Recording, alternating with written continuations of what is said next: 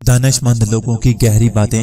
اگر آپ مزید ویڈیو دیکھنا چاہتے ہیں تو چینل کو ضرور سبسکرائب کر لیں، ساتھ میں بیل آئیکن کو بھی لازمی پریس کریں تاکہ ہمارے روزانہ کی ویڈیو آپ تک پہنچتی رہے۔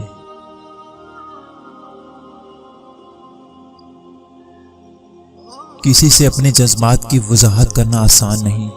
اللہ کی طرف رجوع کریں، وہ پہلے ہی جانتا ہے کہ آپ کیسا محسوس کر رہے ہیں۔ معجزے تو تب ہوتے ہیں جب ہم اللہ کی رضا میں راضی ہو جاتے ہیں۔ رفتہ رفتہ ہر کمی پوری ہو جاتی ہے۔ جو کمی پوری نہیں ہوتی انسان کی ہے۔ انسان کو انسان گنوا دے تو تلاش کے باوجود ڈھونڈ نہیں پاتا۔ دنیا کا سب سے بڑا رزق شادی ہے۔ خوش قسمتی سے اچھا لائف پارٹنر مل جائے تو ٹھیک، ورنہ قبر کی دیواروں تک انسان کمپرومائز ہی کرتا رہتا ہے۔ اور کچھ عورتیں اتنی خوش نصیب ہوتی ہیں کہ ان کے پسندیدہ مرد ان کو پانے کے لیے دنیا سے لڑتے ہیں اور اللہ کے آگے روتے بھی ہیں۔ بس صبر کرو، اس کے کن کا انتظار کرو۔ وہ منتظر نگاہوں کو معجزوں سے کبھی محروم نہیں رکھتا۔ رد کرنا اس کی شان کا حصہ ہی نہیں۔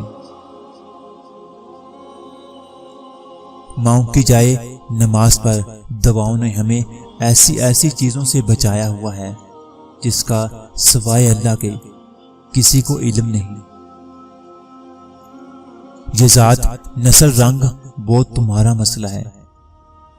میری ماں مجھے روز چومتی ہے۔ غلط لوگ ہر کسی کی زندگی میں آتے ہیں۔ غلط لوگ ہر کسی کی زندگی میں آتے ہیں، لیکن سبق ہمیشہ صحیح دے کر جاتے ہیں۔ نہیں جھکو گے اگر ایک خدا کے آگے تم نہ جانے کتنے دروں پر یہ سر جھکاؤ گے۔ بہترین انسان وہ ہے جس کا وجود دوسروں کے لیے فائدہ مند ہو، اور جس معاملے نے تمہیں بے بس کر دیا ہے اس کو اسی بے بسی سمت اللہ کے سپرد چھوڑاؤ۔ گھر دولت سے نہیں، ماں باپ کی خدمت اور دعاؤں سے آباد ہوتے ہیں۔ عورت کے سینسر اتنے کمال کے ہیں کہ وہ نیت اور نظر دونوں کو سمجھ جاتی ہے۔ عورت دھوکہ اسی وقت کھاتی ہے جب خود کو دھوکہ دیتی ہے۔ پریشانیاں تو آتی جاتی ہیں اور آتی جاتی رہیں گی، تم بس اللہ سے امید مت ہارنا۔ مانگنے کا حق اس نے تمہیں دیا ہے، جب اس نے سورۃ عمران میں فرما دیا ہے کہ دعا پہاڑوں کو بھی ان کی جگہ سے سرکا سکتی ہے، تو قبولیت کا شک تو بنتا ہی نہیں۔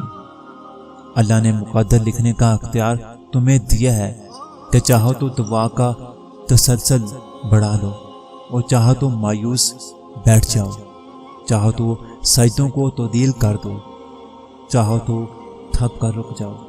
مت بھولو کہ تمہارا کام صرف التجا کرنا ہے، تدبیریں تو وہ خود نکالتا ہے۔